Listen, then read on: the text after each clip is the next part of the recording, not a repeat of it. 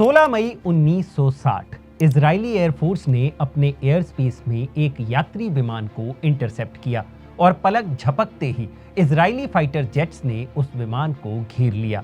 यह विमान गजा की तरफ जा रहा था, जिसे कुछ वक्त के लिए इजराइल के एयर स्पेस से होकर गुजरना था। इजरायली जेट्स ने न सिर्फ विमान को घेरा, बल्कि उसके आसपास खतरनाक कलाबाजियां करनी भी शुरू कर दी और काफी वक्त तक उस प्लेन को इजरायलियों ने हवा में ही रोके रखा। काफी मशक्कत के बाद उस प्लेन को गजा की तरफ जाने दिया गया और जब ये घटना दुनिया के सामने आई तो पूरी दुनिया में इजराइल की आलोचना हुई, क्योंकि जिस विमान को रोका गया था वो यूनाइटेड नेशंस का प्लेन था और उस प्लेन में सवार थे भारत के तत्कालीन प्रधानमंत्री जवाहरलाल नेहरू। असल में नेहरू कॉमनवेल्थ पीएम्स कॉन्फ्रेंस से यूएनईएफ यानी यूनाइटेड नेशंस इमरजेंसी फोर्स के गजा में चल रहे शांति प्रयासों का जायजा लेने के लिए गजा जा रहे थे और इसी दौरान इजराइल ने अपनी इस हरकत को अंजाम दिया, जबकि उसे पता था कि वो प्लेन यूनाइटेड नेशंस का है और ये एक रेगुलर फ्लाइट थी।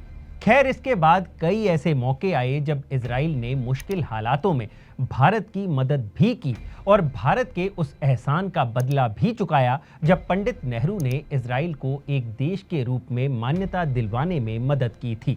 हालांकि एक वक्त ऐसा भी था जब भारत के पासपोर्ट पर इजराइल का वीजा तक नहीं लगता था। तो चलिए सुनाते हैं आपको किस्सा 1948 से लेकर 2023 तक भारत इजराइल संबंधों का। नमस्कार, मैं हूं भूपेंद्र सोनी और आप देख रहे हैं अनकट। साल 1947 में भारत आजाद हुआ और वहीं साल 1948 में इजराइल अस्तित्व में आया। बंटवारे के वक्त फिलिस्तीन की जमीन का 44% हिस्सा इजराइल को और 48% हिस्सा फिलिस्तीन को दिया गया। वहीं यरूशलेम को 8% जमीन देकर उसे यूएनओ का हिस्सा बना दिया गया।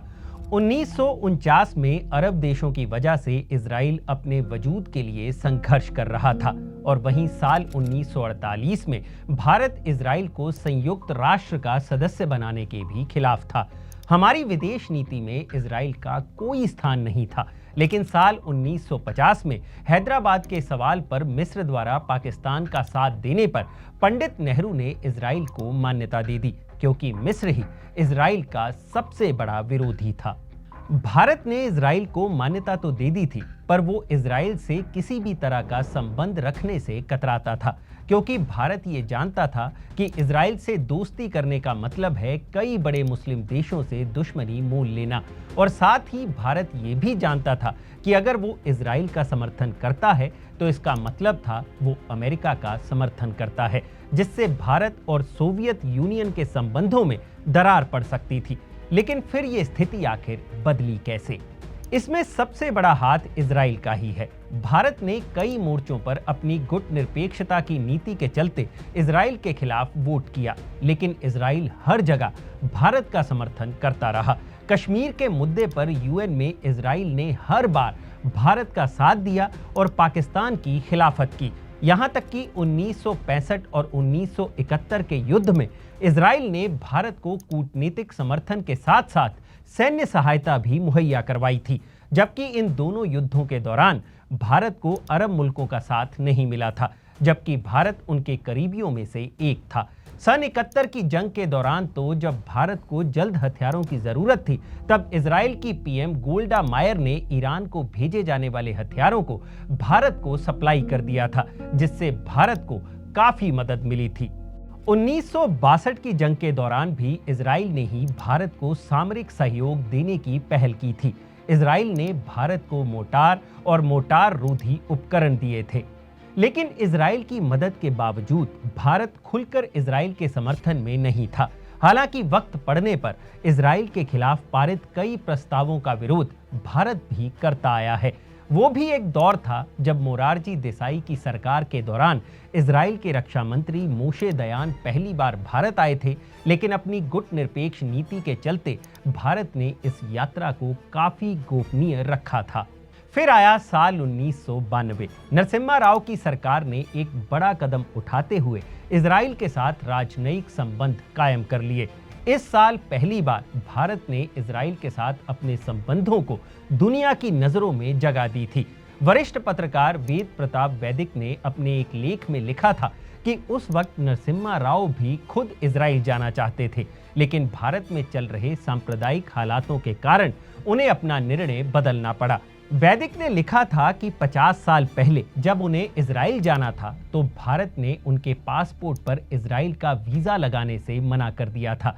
उन्हें एक स्पेशल पासपोर्ट जारी किया गया था जो ताउम्र उनके पास रहा। यानी आज इजराइल को लेकर भारत जितना आगे बढ़ चुका है वो हमेशा से वैसा नहीं था। 1999 के करगिल युद्ध में भी इजराइल ने भारत की हर संभव मदद की थी। जब अमेरिका ने चोटी पर बैठे दुश्मन की लोकेशन भारत को बताने से मना कर दिया था, तब इजराइल ने ही अपने अत्याधुनिक हथियारों का जखीरा भारत के लिए खोल दिया था। और जब करगिल युद्ध के दौरान ज्यादातर पश्चिमी एशियाई देशों ने पाकिस्तान का साथ दिया, तब भी इजराइल ने ही भारत के समर्थन में आवाज उठाई थी।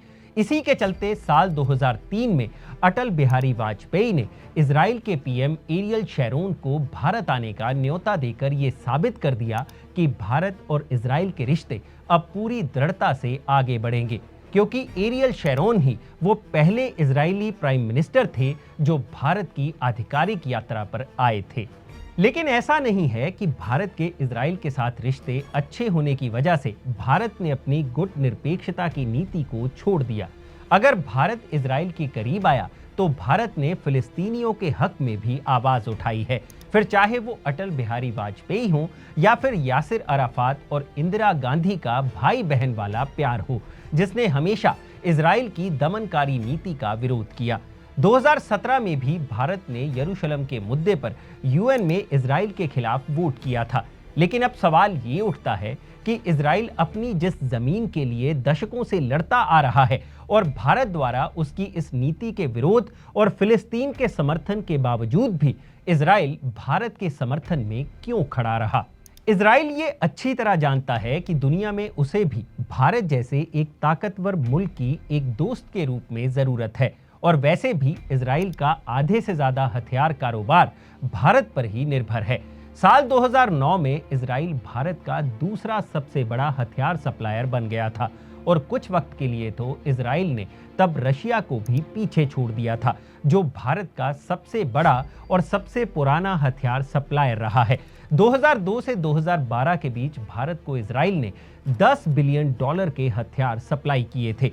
इजराइल ने भारत को साल 2009 में 7,370 करोड़ रुपए का फ्लाइट एयरबोर्न वार्निंग सिस्टम भी बेचा था। यह सिस्टम हवा में ही खतरे की चेतावनी दे देता है और उसे कंट्रोल भी कर लेता है। इस अत्याधुनिक टेक्नोलॉजी को इजराइल ने चीन को भी देने से मना कर दिया था। हथियारों की बात करें तो missiles, unmanned air vehicles, sensors and radars, air defence system और स्मॉल आर्म्स तक एक लंबी लिस्ट है जो इजराइल भारत को सप्लाई करता आया है, और यही सबसे बड़ा हित है जो इजराइल भारत में देखता है। हालांकि नरेंद्र मोदी सरकार के दौरान साल 2018 में इजरायली पीएम बेंजामिन नेतन्याहू दूसरे ऐसे पीएम बने जो भारत आए थे। मोदी और नेतन्याहू की दोस्ती तब परवान चढ़नी शुरू हुई थी जब साल 2017 में नरेंद्र मोदी पहले ऐसे भारतीय पीएम बने जो इजराइल गए थे, और इस यात्रा में मोदी ने कुछ ऐसा किया था जिसने इजराइल फिलिस्तीन विवाद में भारत की विदेश नीति में एक नया अध्याय लिखा। असल में पीएम मोदी उस यात्रा के दौरान सिर्फ इजराइल से ही वापस लौट आए थे, उन्होंने फिलिस्तीन की यात्रा नहीं की थी, जिससे इजराइल और भारत और करीब आ गए थे। खैर, अब भारत फिर से इजराइल फिलिस्तीन विवाद के बीच खड़ा है और भारत ने फिर से फिलिस्तीन का समर्थन किया है, लेकिन इस बार भारत सरकार ने हमास द्वारा इजराइल पर किए गए हमले की निंदा भी की है। लेकिन अब देखना यह होगा कि आने वाले वक्त में इजराइल और भारत के रिश्ते क्या वाकई स्वर्ग में बने हुए दिखाई देते हैं या फिर ये बस नेतन्याहू का ही ख्याल है, क्योंकि साल 2017 में भारत ने इजराइल के खिलाफ यूएन में वोट किया था। तब नेतन्याहू ने भारत यात्रा के दौरान कहा था कि भारत और इजराइल की जोड़ी स्वर्ग में बनी है और यूएन में एक वोट इसे प्रभावित नहीं कर सकता। तो ये है इजराइल और भारत के पिछले 70 साल से बने हुए रिश्तों का पूरा लेखा जोखा। अगर आपको ये वीडियो पसंद आया हो तो इसे लाइक और शेयर जरूर करें, और जानकारी से भरे ऐसे ही और वीडियोस देखने के लिए सब्सक्राइब करें हमारा चैनल अनकट। शुक्रिया।